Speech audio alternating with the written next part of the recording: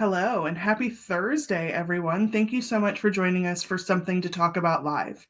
My name is Jamie Hinkle. My pronouns are she and her, and I am the Director of Learning and Inclusion at PFLAG National. I'm really excited to change it up a little bit on you all today, and I am going to bring in Liz Owen, who is going to lead today's conversation. Hi, Liz. How are you? I'm good, Jamie. How are you? It's so good to see you. It's good to see you too. We've changed roles. Like I'm playing Liz Owen and you're playing Jamie Hinkle. Starring today in the role of Jamie Henkel will be Liz Owen. Yeah. I'm thrilled to be doing it, though. Yeah, absolutely. And I'm so excited to hear from you and from our guest today about this upcoming film that PFLAG has been a part of. So I'm going to let you take it from here. Sounds good. Thanks, Jamie. See you in a bit. Hello, everybody. So my name is Liz Owen. As Jamie said, my pronouns are she, her, and I'm the Director of Communications here at PFLAG National. So good to have everybody with us. This is a really special show this week. As everyone knows, this Sunday, March 31st, every year on March 31st is Transgender Day of Visibility. This year, it's this coming Sunday. And the day before, March 30th, I am so excited to be premiering our newest documentary short film, which is called Pieces of Me. So we have a longtime filmmaking partner, Nick Oceano Armendariz. I want to make sure I get that right. Sir, he served as producer and director and the writer on this film. Nick is an alumnus of the USC School of Cinematic Arts, and his feature debut, which probably a lot of you saw, Pedro, which was the MTV biopic about AIDS activist Pedro Zamora, was nominated for the Humanitas Prize, a WGA Award, a GLAAD Award. And Nick is not joining us on the show today. He's putting finishing touches on the film, but I do have to acknowledge his extraordinary contribution, not just to this film, but to PFLAG National. Truly, Nick's creativity, his passion, his dedication as a queer Latino filmmaker, not just to telling stories, but from his lens, but also the way he's engaged and mentored young filmmakers over the years and projects with us, particularly these young filmmakers from underrepresented communities, has softened a lot of hearts and changed a lot of minds during our time working together. So I'd be remiss not to share that. So Pieces of Me centers on the life of New York-based artist and trans activist Joslyn DeFreece, and it tells a really emotional story about growth and healing that comes from art and love and family and community and courage. You'll be able to catch an interview with Joslyn this Friday on the Kelly Clarkson Show tomorrow, which is beyond exciting, and they'll have an exclusive clip of the film. So very quickly, I know it's been a long intro, but worth the wait with these guests. Joslyn DeFreece, as I mentioned, is the subject of Pieces of Me and also has served as the executive producer and worked on the story because it is her story. She's a New York City-based writer, producer, actor, and activist. She's appeared on The Daily Show on CNN. She's on the series Mark and Hector on Amazon Prime and on Strange Angel, which is streaming on Paramount Plus. And she also co-wrote a screenplay, Distant Sisters, that was a semifinalist at the 2022 Sundance Development Lab. Also joining us today is Jake McClain, who served as a co-producer and an editor on the film. Grateful that Jake's taking a moment away from editing to join us. Jake's a first-year MFA student in the showrunner program at Chapman University, Dodge College, and first studied film and creative writing at Emory in Atlanta. Jake has had a varying, really interesting bunch of work. He served as an assistant to a horror and queer documentary director, as a Georgia civil rights cold case researcher. And Jake, they have served and are dedicated to telling stories that center on some form of queer passion, whether it's rage, pride, or love. And they have been an integral piece of the film Pieces of Me. So let's now welcome, please, Joslyn and Jake. Hi, Liz. Hi, Liz. Hello, Morning. friends. How are you both? I'm so good. I'm so happy to be here with Jake, be here with you, and to have some of the family here to chat about this amazing project that I'm so grateful to be a part of. So awesome. Well, we're going to kick it off, actually. I've already shared a whole bunch about each of you, but I do want to give you each a moment just to tell us a little bit more about yourselves and how you came to partner with PFLAG National on this project. Maybe, Jake, maybe I'll start with you. Put you on the hot seat first. Yeah, sure. So a little bit about me. I was born in coastal South Carolina, grew up in Pittsburgh, PA, So I've been in and out of like small conservative towns. Now I'm trying to live my best queer life in LA. Like Liz said, I am a first year MFA student at Chapman University in the showrunner program. And in one of my classes, I got referred to a job to work on this documentary set, our first shoot day. And now I've just been with the project ever since. So yeah, it is a true delight to be here with y'all. Amazing. And Joslyn, over to you. Yeah, this has been like a very serendipitous project for me. It has been something that's pretty magical, the way that, the director, Nick, who I was friends with and have been friends with for 17 years, and he reached out to me with a phone call one day and said, Joslyn, I want to talk to you about this project. And he talked to me kind of about what his vision for a film would be, in partnership with PFLAG and the importance of it. And I felt so connected and empowered just by the conversation that I knew that this was something meant to be. So it happenstance. It happened so magically. So it's been an exciting ride and so wonderful to partner with PFLAG, who I'm eternally grateful to, and obviously Nick, who it's been beautiful to have him go through and bring something that my mind has always wanted to share with the world. Yeah, and it's such a good segue to my next question here, because collaboration is so important, making space for, especially right now, for trans and non-binary people to be telling their own stories and their own voices. But also that requires a level of trust with a filmmaker, right? So, having Nick, who's Latino, who's queer, having his lens on things is really important. And also he understands about the critical need to pass the mic and tell the story. So Joslyn, first to you, and I'll have the same question for both of you.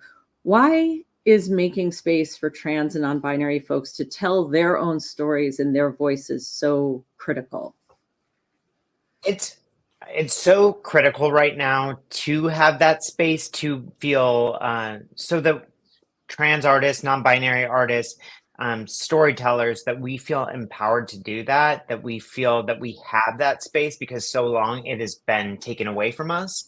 And right now, and where there's so much divisiveness in our country around this issue, it's really beautiful to be able to step in, have an honest conversation about the experience, because for so long it's come through a different lens, and now it's coming from individuals who have lived the experience. And having something come from lived experience is so incredibly important right now, because there's so many misnomers that are floating around in the universe.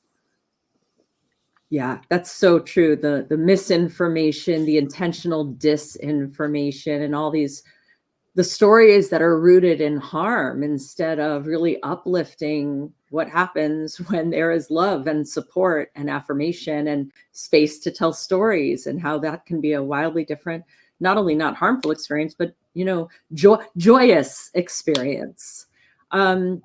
Jake, same question to you. Yeah, when I think about this question, my first thought just goes to just like the amount of identities that exist within the LGBTQ plus spectrum. Everyone has their own journey. Some people know they're gay from a very young age.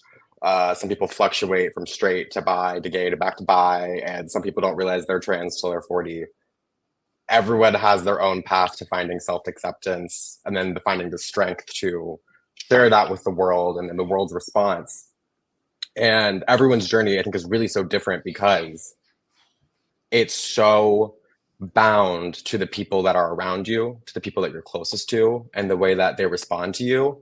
And I think we see that really take place in the film, the way Joslyn's family was able to really rally around her, and the strength that gave her throughout, like, carried over the rest of her life. That's what I've been thinking about. Yeah. I love that. I'm going to sort of riff off. So what was the experience for each of you? I mean, you each played a critical role in this film. Obviously, Joslyn, there's no movie without you, because this, it tells your story rooted in your journey, somewhat in the past, but really emphasizing a lot on, your journey to now, and your sisterhood, your art, the art that you pour yourself into. What was the experience like working on a project that is so rooted in you? This has been such, I mean, it makes me emotional. Just even hearing that question and reflecting on that for myself is like, this has been such a powerful journey. And one thing that it really taps me into is the gratitude for my life experience, the gratitude for the unique perspective that I get to meet my day-to-day life. And that's something that when I was 22, I didn't have that perspective. I didn't have that. It was like I was so caught in it, which is, going through and looking at old home video footage that I documented, 20 years ago. I'm so grateful for the way that my world has opened up, the way and the gratitude I have for my family, my amazing family, the amazing LGBTQIA community that is like just carried me through this process of my life.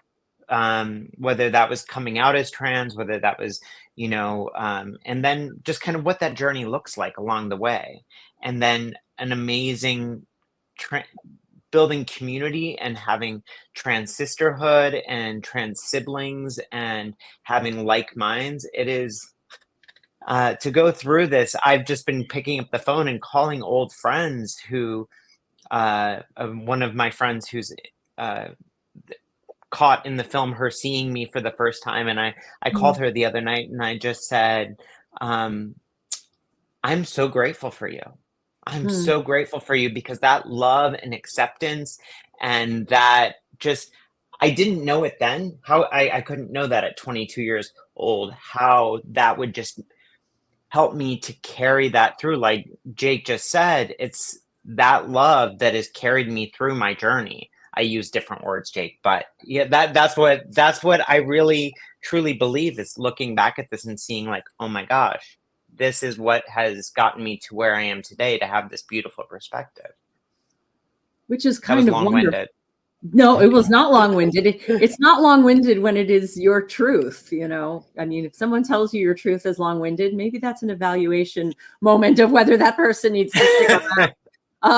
That was not long-winded. I mean, I feel like it really captured exactly what, you've been trying to capture in this film. And, Jake, as you well know, as someone who's been working as an editor and on story in this film, so much of a story, I often liken it to, sculptors who get the whole slab of marble in front of them, but then it's up to each sculptor to root out what is the story in that slab. And as an editor, you get all of this beautiful footage, some of it shot recently, but a lot of it is, home movies and photos and things that have come. It wasn't like there was a crew following Joslyn around for the last 20 years of her life. A lot of this is the found footage that, is just part of her experience. What was it like for you as an editor to realize that you had a very delicate, loving responsibility to tell somebody's story with, obviously working directly with Nick? Yeah, no, that part of like the editing experience has been such a joy and a whirlwind, because I met Joslyn on our first day of set on a shooting, and then I was just less than 3 weeks later was given like a buttload of footage, and it was just like, okay, here's Joslyn's life, get into it. And going and seeing old VHSs and these old like 2 a.m. DVD vlogs, all the way to like iPhone camera videos today. It was just such a joy to see. I was just talking about this with Nick actually yesterday, just the different iterations of Joslyn, especially as someone non-binary, queer, I'm still figuring it out always. I don't like have an image often of trans and queer LGBTQ mentors and elders. So it's just so incredible to see myself in teenage Joslyn, myself in early 20s Joslyn, growing up, figuring her stuff out. And then to see Joslyn today. Yeah, no, it's incredible.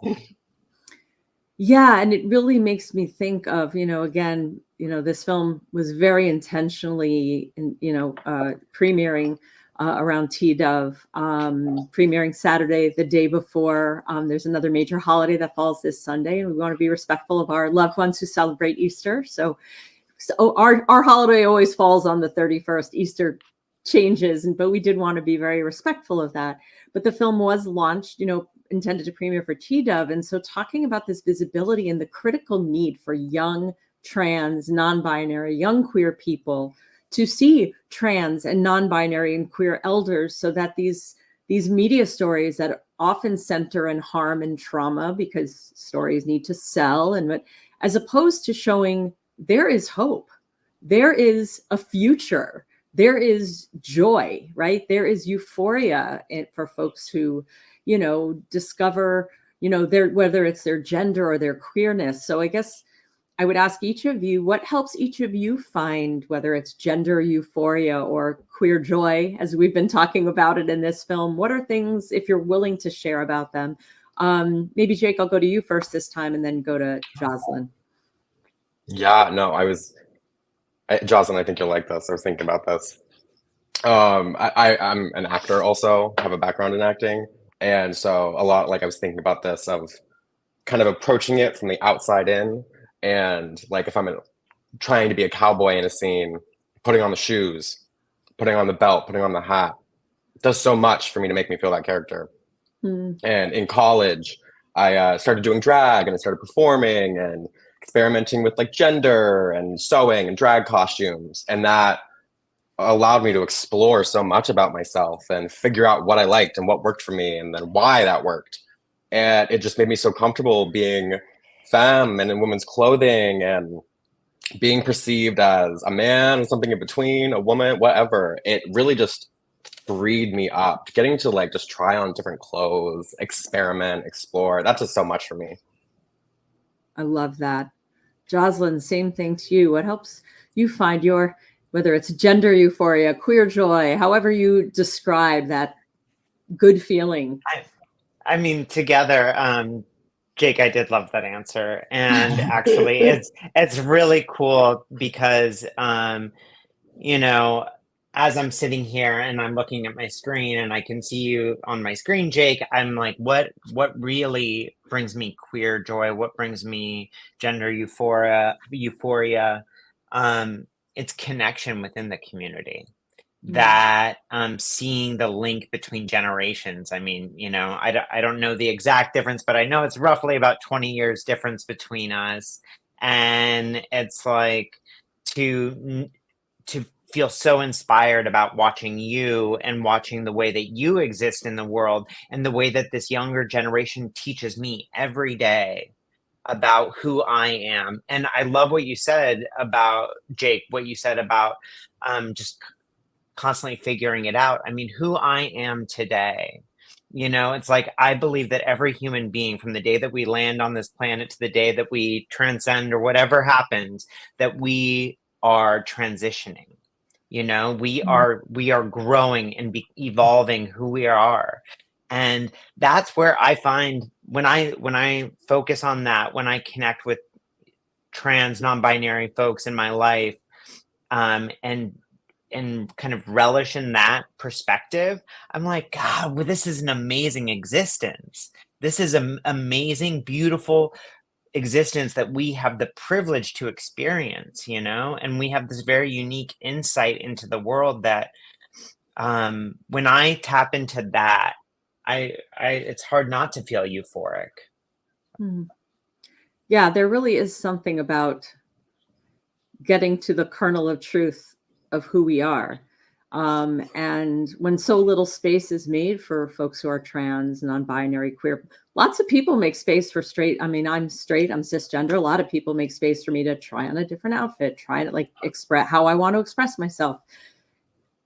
But there's not the same type of room and space made for transgender people, non-binary people, LGBT people, queer people. But it's really all self-exploration and defining who we are as people and how we want people to perceive us and receive us. And as long as it's not causing harm, and how could it, it sort of, it's very frustrating, and it is upsetting as a person out here wanting to show up for my queer loved ones, to see that pushback when it is just so unnecessary. So I really feel like this film is going to give it space and air and start some conversations for people. Joslyn, what do you hope that folks who watch Pieces of Me come away with? What do you hope they experience? What do you hope they take away with them after seeing it and experiencing it? If this film can accomplish one thing that I really, really would like it to, it would be that it allows the viewer to step into a different perspective. Whether that's a young trans person who's struggling with where they are, a trans person who thinks, I know how it is, whether it's someone who's never had contact with the trans person that they know of, that they can all of a sudden put themselves in my lived experience, put themselves in another human being's shoes, and just allow them to build empathy with another human being. If it can build a little bit of that, then it has accomplished everything that I could possibly hope for. And if you got a second shot at it, let's say they got that, what would be like your next level hope beyond just human empathy is critical. I mean, it's always critical right now. I think more than ever, that is so critical. Is there another, like, if you got frosting on that cake, what would it look like? If I had frosting on that cake, what it would be is that they had absolute and utter hope, that they had hope, and that's actually even more so than anything that I want everyone to walk out of, or they open their laptop and watch this film and have a bit of hope and stepping into love. Like, that's kind of, I mean, it sounds so cheesy, but it really is, like, connected to that piece of hope and love and positive energy that I'm so, something that, knowing that organizations like PFLAG exist, knowing that this, like, organization that is elevating you exists, and elevating me exists, and that the viewer can say, hey, whoa, let me look into this. And it's connecting with people who are elevating us, that it really touches and puts us in connection with that hope. Thank you. Jake, how about you? What do you hope folks are going to take away from watching this film? Yeah, I hope viewers are able to see themselves in Joslyn. I know I'm able to here and there. And I hope that allows them to see a brighter future for themselves, that, like, if they hang in there and do the work to support themselves and the people around them, that there's community on the other side. There's light and life and joy. And I hope they can see how much that can do for you, how much a community can do for you. And just how much that can support your own life. And yeah, that's what I would say. Excellent. And if you got frosting on the cake? I'm going to keep calling it frosting and cake because, Who doesn't love frosting? I mean, for real, you don't even really need the cake, but I digress. I think if I were to put any frosting on it, it would be, I think it's that I hope the notion of queer and trans ancestors, mentors, elders, I hope that notion just sticks with people. And it took me a while to realize that I just had never had that. I had only had that in TV and in movies, and barely even in books. And obviously that's changed over the past decade, will continue to change, but there are so many stories of these trans ancestors out there. So many stories that have not been told, that have been burned, that there is gold that has not been touched. And so I hope people go out and dig for it. It's so important what you just raised, because yes, I mean, we keep making the case over and over. Trans people have always existed. Gender nonconforming people have always existed. Throughout history, throughout every civilization, have always been here. And to your point, so many of those stories were destroyed. I know, Joslyn, some of the work you're doing around, projects around the Holocaust, for example, and how so much of those materials and people were lost, right? And now not just there, but broadly. So, re-raising the point that trans folks have always existed and been here. That's such a great point to raise, Jake. So we have about 4-ish minutes left. So I want to come to each of you. Just wondering if you had a message, whether it's for young trans and non-binary people. I'm actually going to just stick with trans and non-binary people because PFLAG supports parents, but I think the more important message is right to trans and non-binary young people, or people, not necessarily young people of every age. Jake, I'll start with you. What, if anything, would you share or want to say? I would say something I wish I could tell myself 10 years ago is just be kind to yourself. Be kind to yourself. It is finding self-acceptance requires liking bits of yourself, hopefully large swaths of yourself. So if you want to accept yourself and your identity, you need to give yourself some grace.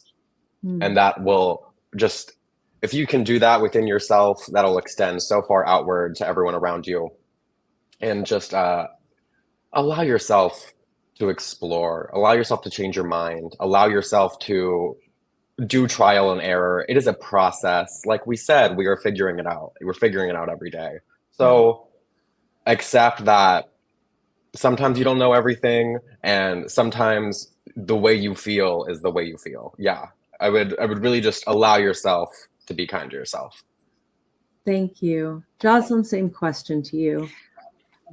Jake, I love how in sync we are, because exactly the first thing that came to my mind was, what could I say to my younger self, and what would I want to pass on to a younger trans or non-binary person? It would be to be gentle and loving with yourself, because I spent so many years being hard on myself, so hard, and that love that I need to give myself and that gentleness, it's like, oh wow, this is a much easier, softer way to live my life. And the other part of that is that there's so much excitement in the unknown. There's so much excitement. Not knowing the answer is not terrifying and scary, or not knowing what's going to happen, or what this person's going to do. It's not, it can feel scary. Like, I'm not going to take that away from anyone, because I was terrified of that stuff. But there is also so much excitement. And when I can allow myself to just kind of fall in love with the unknown and fall in love with the endless possibilities, it's like, God, I mean, it connects me to that gender euphoria. It connects me to the reason that I do what I do and tell stories, because it's like that there's so much that's there. So that's what I would say.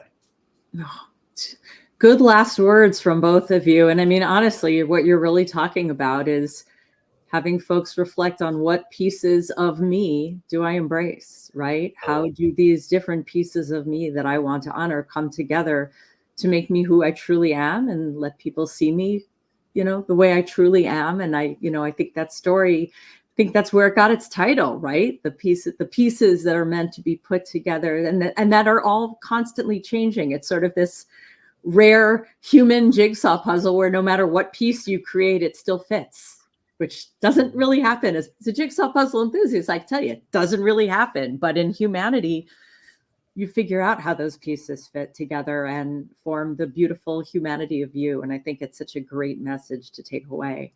I cannot thank you both enough. I will try, for your work on this film, for sharing this 30 minutes with us. Cannot wait to share it with the world. And thank you both for being here today. Really appreciate you taking your time away in this last week of putting everything together. Oh my gosh. Thank you, Liz. You're a godsend. You're an amazing human being, and you're a gift to this project. Thank you. I appreciate you. For real, Liz, thank you so much. It has been a joy. And today was delightful. Yeah. Thank you both. Well, that is it for us and something to talk about live this week. As I mentioned, Pieces of Me is going to preview. You'll see it at pflag.org/pieces of me on Saturday, as well as on all of our social media channels. Our handle is at pflag everywhere. And we really hope you'll tune in and watch, take the time, share it with others. It's a really, really beautiful film about a truly beautiful person. And we're really excited to share it with you. Going to close out the show by just saying, please be kind to each other. Please find your joy. Please help others find their joy. People are having a hard time all over, and you can be the difference for one person. And if each person makes a difference for another, imagine how that might spread everywhere. Thanks so much for being